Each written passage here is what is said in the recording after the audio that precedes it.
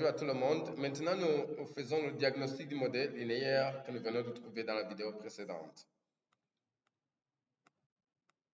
Ok, donc nous faisons le diagnostic de ce modèle. Je prends le titre du cours. Okay, je mets ça dans mon do file.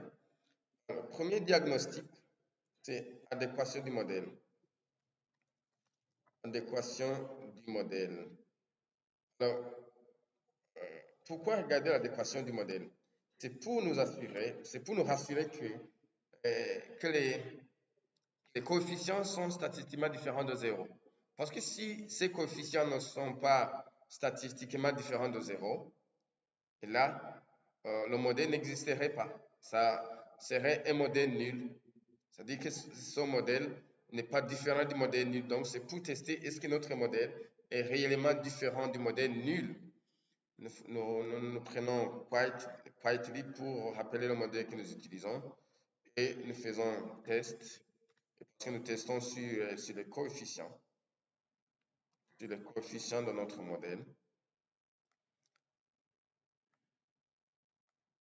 Voilà les résultats, ça c'est l'hypothèse nulle. L'hypothèse nulle, coefficient égal à 0. Et l'hypothèse alternative, les coefficients différents de 0.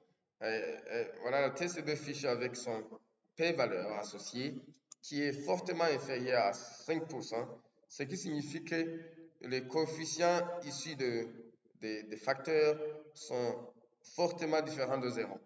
Donc notre modèle est différent du modèle nul. Ça, c'est le premier diagnostic. Deuxième diagnostic, c'est la spécification du modèle. La spécification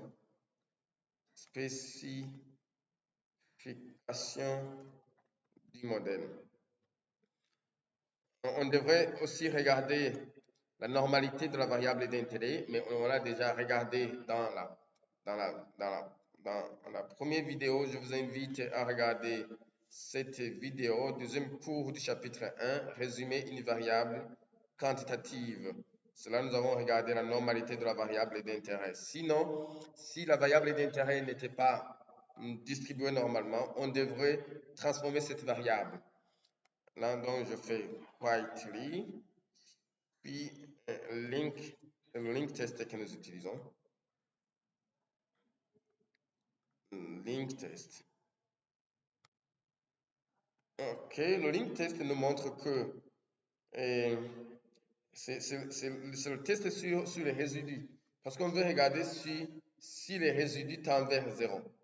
Et les résidus tendent vers 0 si le hat que vous voyez, le hat est significatif et le hat square n'est pas significatif. Mais ce que nous constatons ici, nous avons le hat square qui n'est pas significatif, mais le hat aussi n'est pas significatif. On devrait trouver hat significatif et hat square non significatif. Là, nous pouvons conclure qu'il y a présence des résidus. Il y a présence des résidus, il y a présence des erreurs. Mais alors, comme il y a présence des erreurs, la conclusion d'abord que notre modèle n'est pas correctement spécifié. Il y a des écarts entre les valeurs observées et les valeurs prédites. Il y a une différence. Il y a une certaine différence entre les valeurs de Y observées et les valeurs de Y prédites. La question qui suit, est-ce que ces résidus sont au moins distribués normalement? Voilà, c'est donc l'étape qui suit. Regardez l'étape qui suit. Parce que si ces résidus ne sont pas distribués normalement, c'est-à-dire qu'il y a un problème qui nécessite de changer la nature de certaines variables à l'intérieur. Par exemple, les variables quantitatives, nous devrions transformer cette variable quantitative soit à une variable quantitative, soit à une autre transformation, une transformation logarithmique par exemple. Alors, nous regardons la normalité des résidus. Normalité des résidus. En faisant predict et dict, je vais appeler ça résidu. Ok. Résidu. Oui. résidu. Là, on peut faire pinorm rest, parce que nous créons cette variable résidu not allowed, c'est résidu predict. Ok, voilà. Et on fait pinorm. Voilà, on voit que il y a une distribution normale, parce que la différence entre les valeurs observées et les valeurs prédites, malgré qu'il y a une différence, la différence est très légère, parce qu'il y a une distribution normale de ces résidus. Les résidus ont tendance à se confondre avec la droite. Là, c'est une bonne nouvelle. Nous avons le droit de garder les résultats tels que nous les avons trouvés.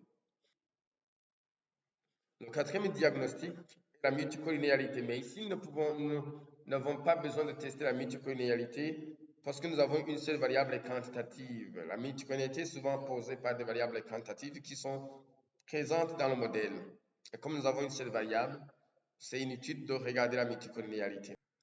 On devrait aussi regarder l'homocédasticité pour constater qu'il y a une variance constante au cours de nos données collectées. Mais on n'en a pas besoin parce que tout ce problème, disons, est causé par les variables quantitatives qui sont présentes dans le modèle, alors que nous avons une seule variable quantitative. Merci beaucoup.